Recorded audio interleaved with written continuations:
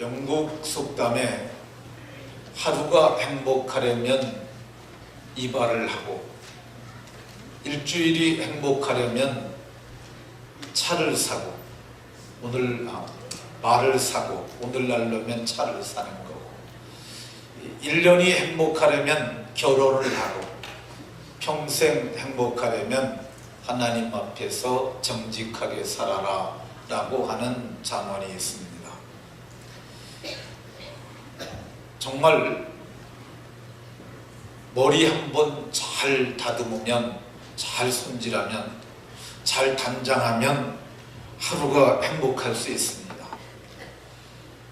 반면에 머리를 손질하러 갔는데 자기를 늘 손질해 주던 그분이 없으셔서 그 뒷일하던 좀 보조 그런 좀 속된 말로 시다바리가 이렇게 해주면 이게 집이 와서 그 머리를 볼 때마다 하루 종일 좀 찝찝할 수도 있습니다. 머리는 외모를 단장하는 결정적 요소 중에 하나이기 때문에 그렇습니다. 성경을 보면 성경에는 머리털 때문에 죽은 두 사람이 나옵니다. 영적으로 죽었다나 그런 뜻이 아니라 진짜 목숨을 잃은 두 사람이 나옵니다. 첫 번째는 삼손이고 둘째는 본문의 압살롬입니다. 삼손은 태어날 때부터 나시린으로 태어난 사람입니다. 마노아의 아내에게 여호와의 사자가 나타나서 말씀하시기를 내가 아직까지 임신을 못했었는데 이제 임신해서 아기를 낳게 될 텐데 너는 그 머리에 삭도를 대지 말아라. 이는 아이가 태에서 나올 때부터 구별돼서 하나님께 바쳐진 나시린이 되기 때문이라고 이렇게 말씀했습니다. 그래서 이 삼손이 나시린으로 잘 장성을 했어요.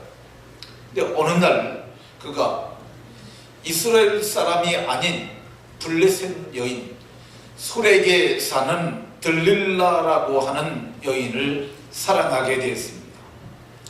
근데 이 삼손은 어떤 사람이었느냐 하면요, 괴력을 가진 사람이었어요. 삼손을 잡으려 할 때 삼손이 죽은 지 얼마 되지 않은 나귀의 턱뼈 하나를 빼가지고 그걸 가지고 한나절 만에 블레셋 사람 1000명을 쳐 죽였어요. 그러니까 당할 수가 없는 괴력의 사나이였어요. 이 블레셋 사람들로서는 삼손은 눈에 가시와 같은 불편한 존재였어요. 근데 그 삼손이 소래골짜기에 있는 들릴라라고 하는 여인과 사랑에 빠졌어요. 블레셋은 5방백, 크게 보면 5개의 지방으로 나눠졌는데 그 블레셋 5지방에 지도자들이 있었는데 그들이 모여서 회의를 했어요. 이번에 이 들릴라를 꼬셔서 들릴라로 하여금 삼손을 제거하게 하자, 이렇게 잘 전략을 짭니다. 그리고 들릴라를 찾아가서 말을 해요. 삼손은 상상을 초월하는 힘을 가졌는데 그 힘이 어디서 나오는지 그걸 알아서 그 힘을 제거해주면 우리가 각각 은 1100개씩 합치면 5500개가 되는 거잖아요. 이게 은 5500개를 내게 주리라고 말했어요. 근데 이게 은 1개가 보통 한 세겔인데 이게 노동자 4일 임금 정도 된다고 해요. 이게 적지 않은 거죠. 요즘 그냥 일반 웬만한 일하는 분들 하루 일당 20만 원 정도 가는 것 같아요. 탁월한 기공은 30만 원 정도 받는 것 같으니까 이 은 한 세겔을 80만 원씩 치게 되면 5,500세겔이면 8억 한 4천만 원 정도 됩니다. 이 들릴라라는 여인에게 와서 내가 이 삼손만 제거할 수 있도록 해주면 한 10억 주겠다, 이렇게 제안을 하는 거예요. 좀 이 현상금 치고는 꽤 적지 아니한 돈입니다.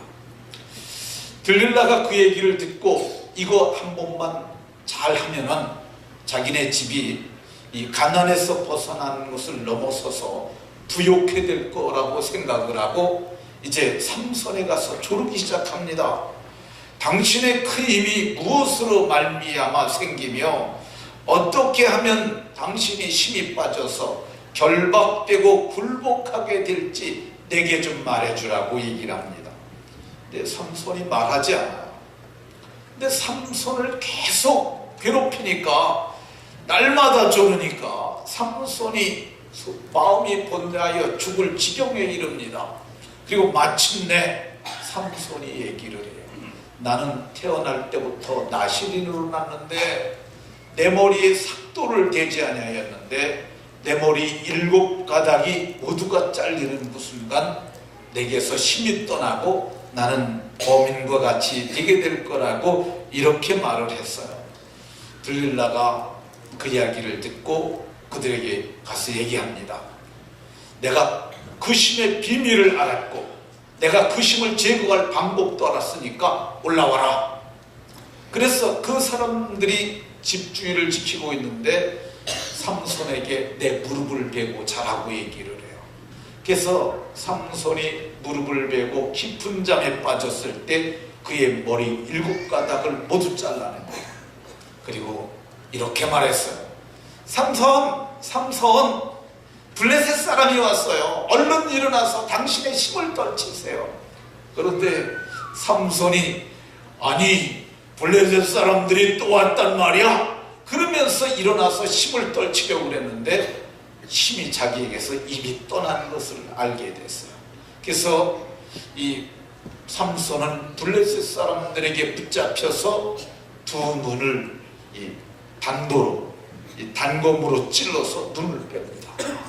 그리고 그 몸을 노줄로 묶어서 그리고 옥에다 가두는데 옥에서 그냥 가두지 아니하고 맷돌을 돌리고 했는데 그게 연자 맷돌이에요.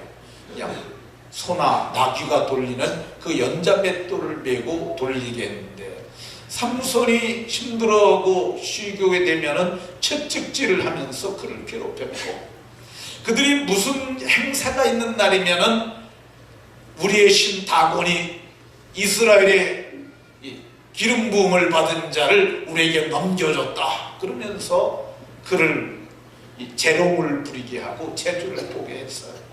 삼손은 머리 잘림으로 말미암아 그의 영적인 생명, 육체에 생긴 생명이 경각에 달리게 되는데 옥에서 맷돌을 돌리는 동안 잘렸던 머리가 다시 자라기 시작했어요.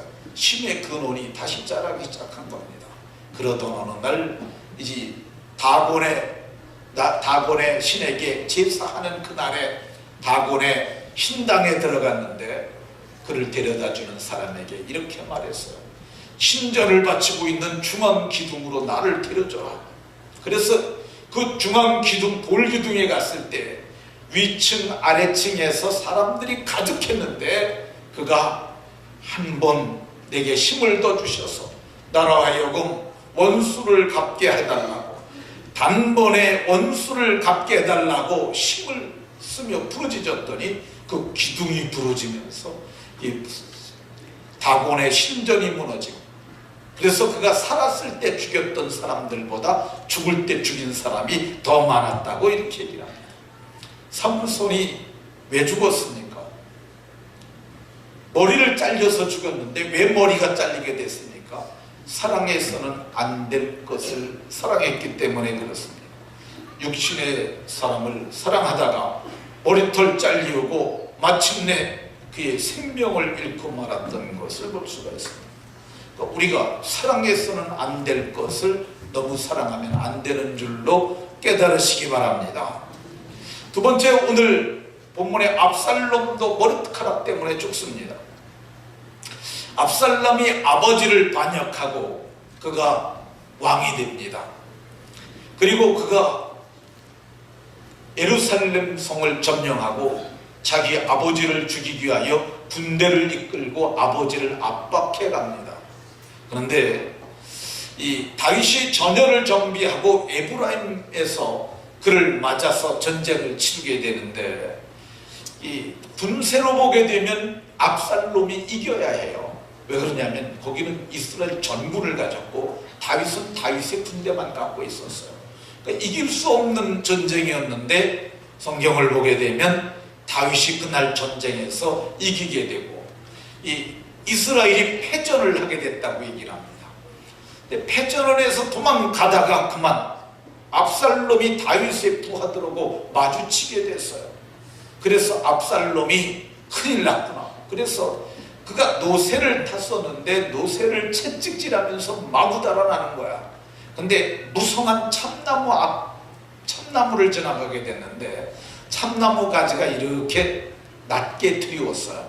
근데 이 압살롬이 채찍질하며 달리다가 보니까 노새가 마구 달려나가는데 머리카락이 그냥 날린 거야. 그 날리는 머리카락이 참나무까지 탁 걸리게 되니까 노새는 빠져나가고 머리 때문에 압살롬은 이 나무하고 땅 사이에 거기 공중에 매달려 있게 되었다고 이렇게 얘기를 합니다. 근데 그것을 바라보고 있던 다윗의 부하들이 그를 죽이지 못했어요. 그래서 군사령관 요압에게 가서 보고합니다. 압살롬이 지금 노새를 타고 가다 노새는 빠져나갔고 그 머리카락이 나무에 달려서 허우적거리고 있습니다. 너 왜 걔를 죽이지 않았느냐? 다윗이 죽이지 말라 했기 때문에 우리는 손댈 수가 없었습니다.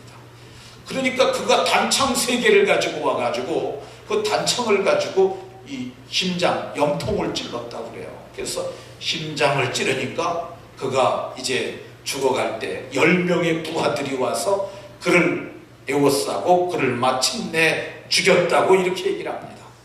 압살롬은 온 이스라엘의 왕이 됐음에도 비참하게 죽었어요. 그는 많은 군대를 가지고 있음에도 죽었어요. 그는 많은 백성을 가지고 있음에도 죽었어요. 왜 죽었습니까? 허망하게도 그 머리카락 때문에 머리털이 나뭇가지에 걸리는 바람에 비참하게 죽었어요.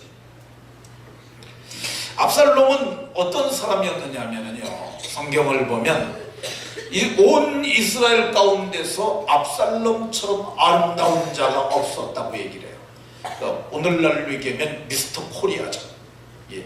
이 사람이 발바닥부터 정수리까지, 정수리는 여기가 정수리고 발바닥은 다는 거잖아요. 그러니까 흠이 없는 사람이었어요. 사람들이 참 잘생겼는데 가만히 보면 군데군데 흠들이 좀 있습니다. 어떤 사람은 손톱이 못생기기도 하고 어떤 사람은 발톱이 못생기기도 하고, 근데 이 사람은 발바닥부터 정수리까지 흠이 없었고, 특별히 그의 머리털은 얼마만큼 아름다웠느냐면 이스라엘 가운데 가장 아름다운 자였다고 얘기를 해요. 이 머리털을 1년에 한 번씩 깎았는데 그때 왕의 저울로 달아보면 200세겔, 우리나라 지금 현대 그 계근법으로 해보면 2.3kg 정도 돼요. 그러면 그거를 소고기로 얘기하면 소고기 4근만큼, 그러니까 무지무지하게 머리가 잘 자라고 빠르게 자라고 왕성하게 이렇게 많았던 것을 볼 수가 있습니다. 수치 많고 빨리 자라는 이것은 이스라엘에서는 머리털은 힘과 미의 상징이었다 그래요. 이게 빨리 자라는 것은 힘이 무성하고 왕성한 것을 보여주고, 이렇게 머리털이 아름답고 왕성하고 무성한 것은 이스라엘 사람들에겐 약간의 신비와 경외감마저 들어서 그가 왕이 스스로 될 때도 그를 받아들이는 요소 중에 하나가 되었다고 이렇게 얘기를 합니다. 근데 그 머리털 때문에 압살롬은 죽었어요. 왜 머리털이 나뭇가지에 걸렸을까? 빨리 달려가다 보니까 머리카락이 날려서 그럴 수 있었죠. 나뭇가지가 내려온데 지나가다가도 그랬다고도 얘기할 수 있어요. 근데 진짜 이유가 있는데 그게 뭐냐면은 그는 투구를 쓰지 않았어요. 이 사무엘상 17장에 보게 되면 이제 다윗이 골리앗과 전쟁을 하겠다고 자기가 나가겠다고 얘기를 하니까 이 사울 왕이 자기의 군복을 벗어서 줍니다.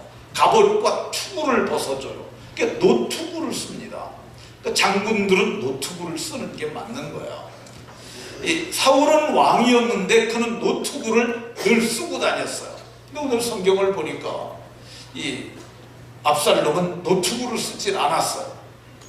이 투구는 어떻게 생긴 거냐면요, 저게 투구입니다. 투구. 하나는 손기정 선수가 올림픽에서 마라톤 경주를 하고 받은 그 투구가 저 투구예요.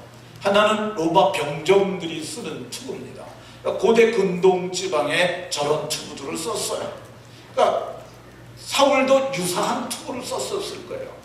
근데 압살롬은 오늘 성경에 보면 투구를 쓰질 않았어요.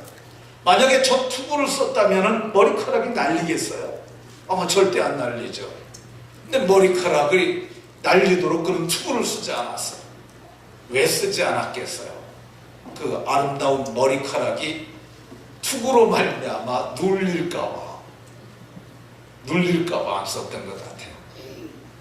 그거 머리카락이 달려나갈 적에 머리카락이 날리잖아요. 말갈기처럼 아마 아름다웠을 거예요. 그러니까 백성들이 그걸 보고 아름답다, 멋있다 그런 얘기를 하니까 그것에 도취돼서 전쟁터에 나가면서도 그는 투구를 쓰지 않았던 것을 볼 수 있습니다. 아름다운 머리털 자랑하다가 그만 그는 목숨을 잃었던 것을 볼 수가 있습니다. 우리에게 빼어난 그런 것들이 있을 수 있어요. 우리가 그런 것 자랑할 수 있습니다. 외모가 아름답습니까? 그거 하나님께서 주신 은혜고 부모 잘 만나서 얻은 이 생내적 은혜임에 틀림없습니다. 그런데 그것만 아름다우면 안 됩니다. 압살롬은 발바닥부터 정수리까지 흠이 없었지만은 그는 속 사람은 그리 좋은 사람이 못 됐어요. 이 압살롬에게는 다말이라고 하는 누이 동생이 하나 있었어요. 그런데 자기의 배다른 형 암논에게 강간을 당합니다. 집에 울면서 돌아온 다말을 다독이면서 말을 해요. 누이야, 참고 기다려라. 그리고 2년이 지난 후에 자기의 잔치에 암논을 초청을 해요. 그리고 자기의 종들에게 말합니다. 내가 신호를 하면 가차없이 암논을 죽이도록 해라. 그래서 앙심을 품고 있다가 암논을 마침내 죽였던 것을 봅니다. 이 사람은 마음에 독한 것이 있었던 사람이에요. 겉은 정말 멀쩡하게 잘생겼는데 그 마음이 별로 그렇게 훌륭하지 못했어요. 그는 아버지의 용서로 망명 갔다가 다시 돌아오게 되는데 그 아버지가 그를 용서해 줬습니다. 그런데 그는 그 잘난 외모를 가지고 50명의 시위대를 자기 근위병을 멋있게 만들고 그래가지고 왕궁 들어가는 길목에서 백성들의 마음을 훔쳤다고 이렇게 얘기를 해요. 아버지에게 향하는 마음을 다 뺏어서 백성들을 자기를 따르게 만들었어요. 도둑질을 하는 거죠. 그리고 아버지에게 거짓말합니다. 자기가 기름 부음을 받아 왕이 되려가면서 내가 서원을 갚으려 하니 아버지 내가 가겠습니다. 거짓말하고 가서 왕이 돼가지고 아버지 내쫓고 왕자를 찬탈을 하고 그리고 마침내 아버지의 후궁 10명을 백주의 왕궁 옥상에서 겁탈을 했던 것을 성경이 말하고 있어요. 이게 이 사람이 겉은 잘생겼는데 속 사람이 못생겼던 것을 볼 수가 있습니다. 머리털 아름다우면 좋습니다. 근데 머리털만 아름다우면 안 됩니다. 머릿속이 좀 아름다워야 합니다. 머리털만 아름다우면 안 되고 마음속이 아름다워야 하는 줄로 믿으시기 바랍니다. 머릿속과 마음속이 아름답지 않은 머리털만 아름다운 사람은 그 머리털이 자기에게 독이 될 수 있음을 알아야 합니다. 우리나라의 유명한 탤런트 또 유명한 가수들 모두가 빼어난 외모를 가진 사람들 아닙니까? 국민 탤런트라고 불렸던 여인이 어느 날 압박붕대로 자기 목을 맸어요. 그리고 그가 세상을 등졌어요. 근데 그 모든 이유가 뭐냐? 세상 것만 자랑하다 그리 되었던 것을 볼 수가 있습니다. 그러니까 오늘 우리가 코가 못생겨서 성형수술할 수 있어요. 괜찮아요. 눈이 못생겨서 눈을 예쁘게 단장할 수 있습니다. 그런데 그것만 단장하면 안 되고 주일날 교회에 와서 하나님의 말씀을 들어야 하고 제자훈련을 통해서 경건한 하나님의 사람으로 양육되지 않는다면 그 모든 것이 덫이 될 수 있음을 깨달으시기를 예수의 이름으로 축원합니다.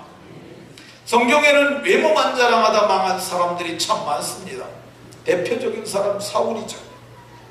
사울은 이스라엘 자손 중에 그보다 더 준수한 자가 없고, 사울은 이스라엘 자손 중에 가장 준수한 자였다고 얘기해요. 그리고 그가 다른 사람들보다 이 머리 하나가 어깨 위만큼 키가 더 컸다고 얘기를 해요. 키 큰 사람 앞에 가면 약간 위압감 느끼잖아요. 그런 사람이 많은 사람들 앞에 서면 위험이 있어 보이지 않습니까? 거기다 잘생겼죠. 얼마나 좋습니까? 성경을 보면은 그는 왕으로 예선되었을 때 백성들 앞에서 사무엘이 이렇게 말합니다.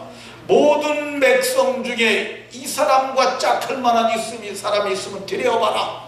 얼마나 잘생겼으면 그렇게 말했겠습니까?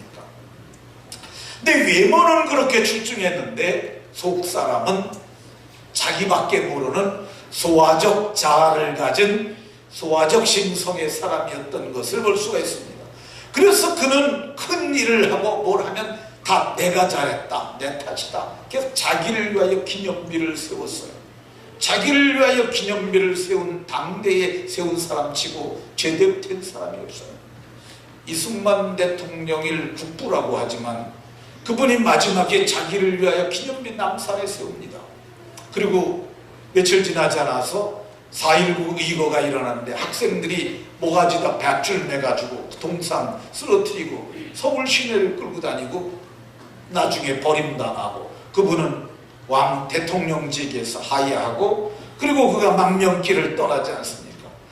이게 외모는 짝할 리가 만큼, 짝할 싸가 없을 만큼 아름다웠음에도 불구하고 그는 소화적 자아를 가졌고 하나님 말씀을 귀하게 여기질 않았습니다. 그래서 그가 하나님 말씀을 버렸으므로 성경은 하나님께서도 너를 버려 왕이 되지 못하게 했다고 얘기합니다. 그래서 그가 마침내 길보아 전투에서 죽는데 그가 비참하게 죽습니다. 자기 아들, 세 아들과 함께 죽임당하고 그의 시체는 벳산 성벽이라고 성에다가 못질을 해서 블레셋 사람들이 못 박아 마지막 시치저리까지 그렇게 해요. 그 비참하게 인생을 마쳤던 이유 중에 하나가 뭐냐? 그 잘난 외모, 소화적 자아만 가졌기 때문에 그리 됐던 것을 볼 수가 있습니다. 다윗의 아들 중에도 성경에 보면은 이 열왕기상 1장 6절에 아도니아라는 사람이 나오는데 용모가 심히 준수했다고 얘기를 해요. 굉장히 잘생긴 사람이었어요. 그런데 아버지가 이제 연로하게 되고 죽을 날이 가까우니까 그가 역적 모의를 합니다. 그래서 요압과 제사장 아비아달과, 요압은 군사령관이고요, 이 아비아달은 당시의 제사장이었어요. 그러니까 군권을 가진 사람, 종교 권력을 가진 사람과 모의를 해가지고 그가 왕이 돼요. 근데 그 왕이 됐는데 그걸 이루지 못해요.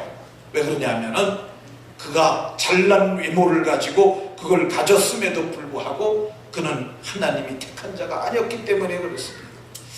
이 잘난 아도니아가 아버지가 죽게 되니까, 아버지 다윗이 늙게 되니까, 늙어서 늙게 되니까 이불을 덮어도 따뜻하지가 않은 거예요. 몸이 발전기가 꺼져가는 거야.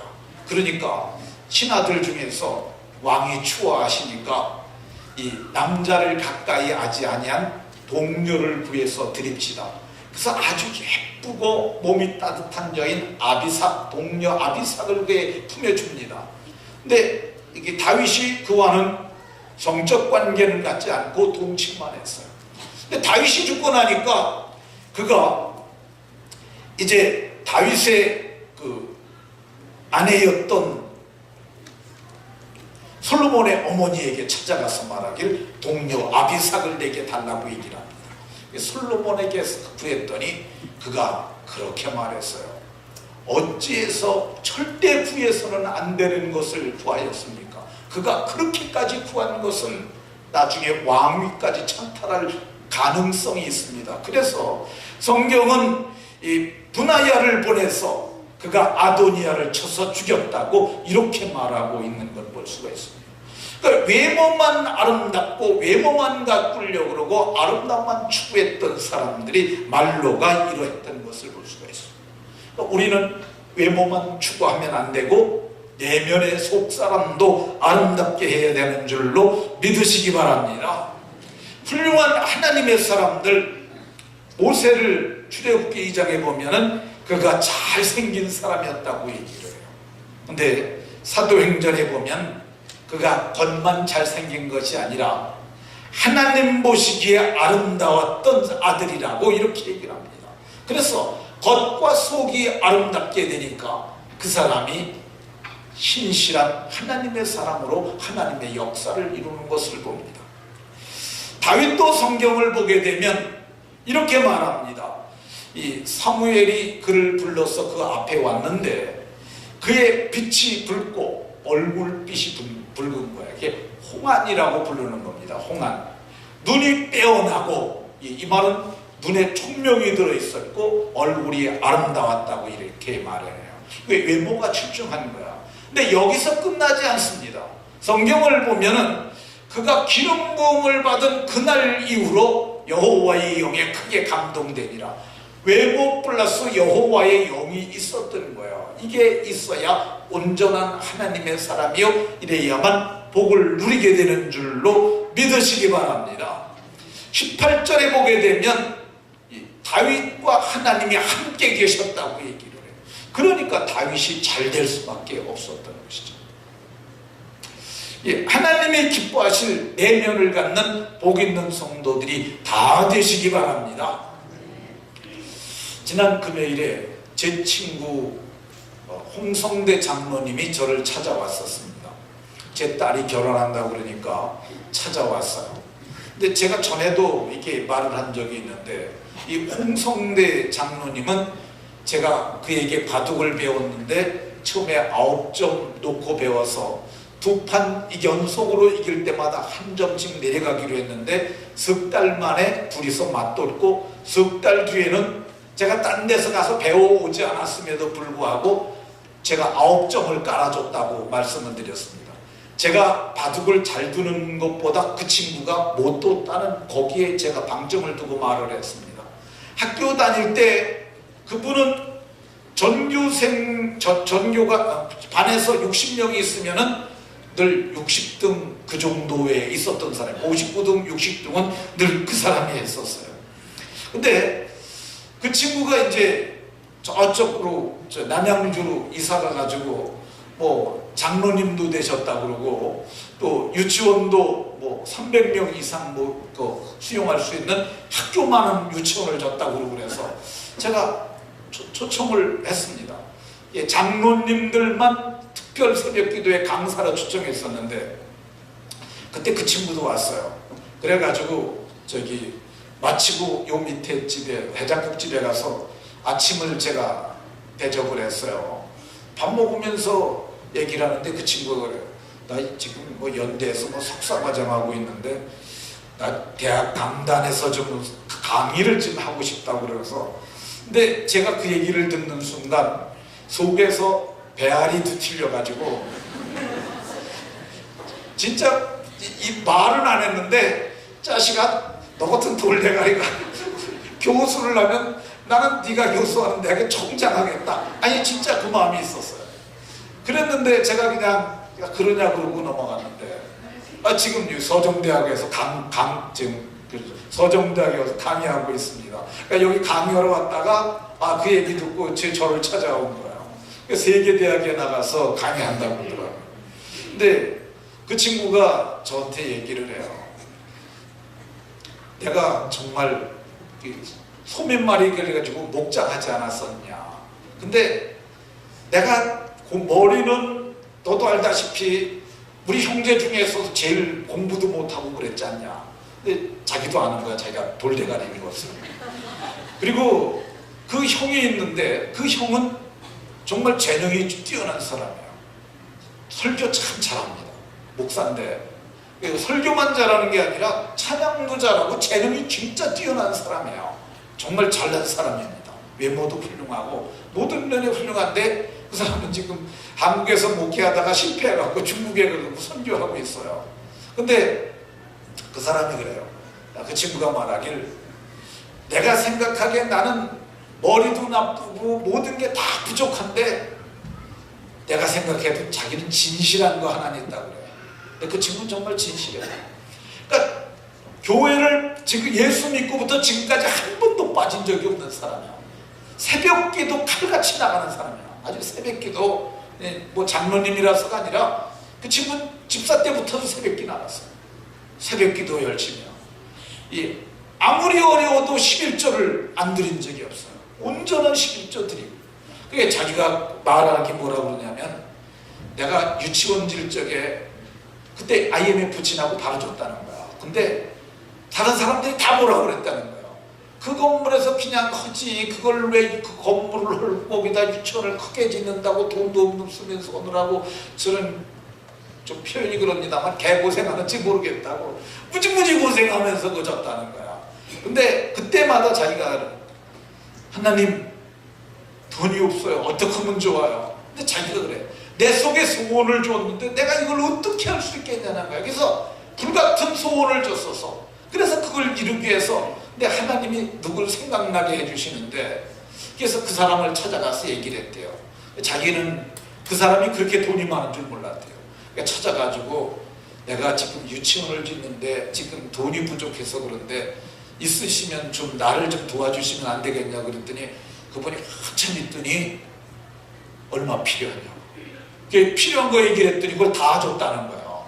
그래서 그 유치원 다 줘가지고, 그게 지금 제가 그랬어요. 빚은 다 갚았냐 그랬더니 다 갚았대요. 어쨌든 그래서 그는 이렇게 말을 했어요.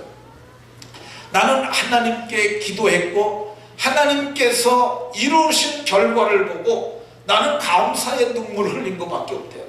그러니까 자기를 생각하면은 나 같은 걸 이렇게 잘 크게 써주시니까 그게 너무너무 감사하다고 그는 울면서 얘기하는 것을 보았습니다. 오늘 우리가 겉만 아름다우면 안 되고 속사람도 아름다워야 하는 줄로 믿으시기 바랍니다. 우리나라 사람들 제가 보기에 참 균형 잡히고 참 아름답습니다. 저는 우리나라 사람들이 아름다운 것을 미국에 가서 갔다 오고 나서 정말 우리나라 사람들 균형 잡히게 잘 생겼다는 걸 알았어요. 제가 미국에 정말 힘들게 비행기 타고 가는 게 힘들어요. 그래서 어쨌든 미국에 가봤는데 미국 사람들 엉망으로 생겼더라고요.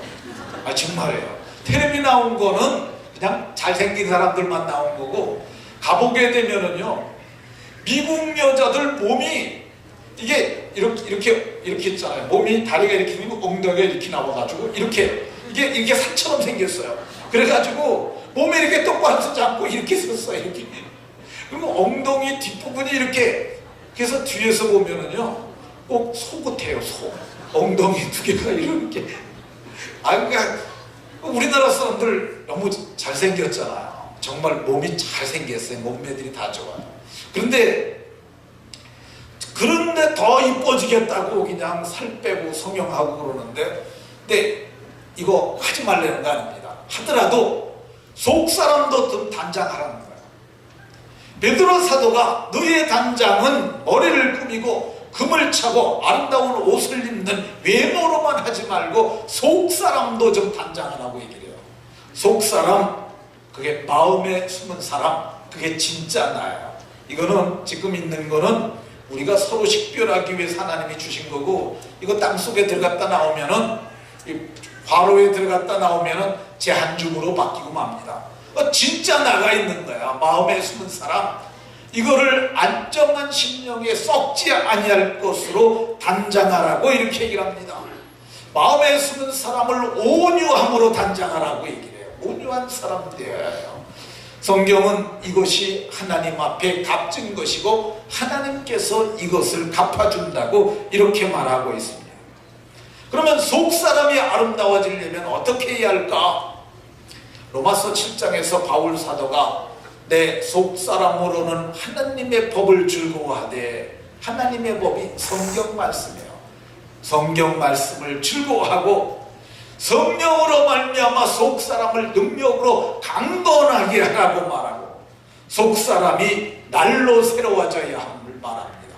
이런 사람들을 성경은 말하길 영생을 얻은 사람들이라고, 영생을 이미 얻은 사람들이에요. 이 사람들은 마지막 날에 생명의 부활을 하게 될 것이고, 이 사람은 둘째 사망의 해를 받지 아니하고 천년 동안 그리스도와 더불어 왕노릇하는 복이 있다고 얘기를 합니다. 이 말이 여러분들은 마음에 와닿지 않을 수 있어요. 근데 이 말씀을 자꾸 보다 보면 이게 내게 하는 말이구나. 하나님과 그리스도의 제사장이 되어 내가 천년 동안 그리스도와 더불어 왕노릇하는구나. 이거를 여러분들이 깨달으시고, 그래서 현세도 아름답고 속사람은 더욱 아름다워서 마지막 날에는 영광스러운 영광에 참여하는 복이 모두에게 있으시기를 예수님 이름으로 축원합니다.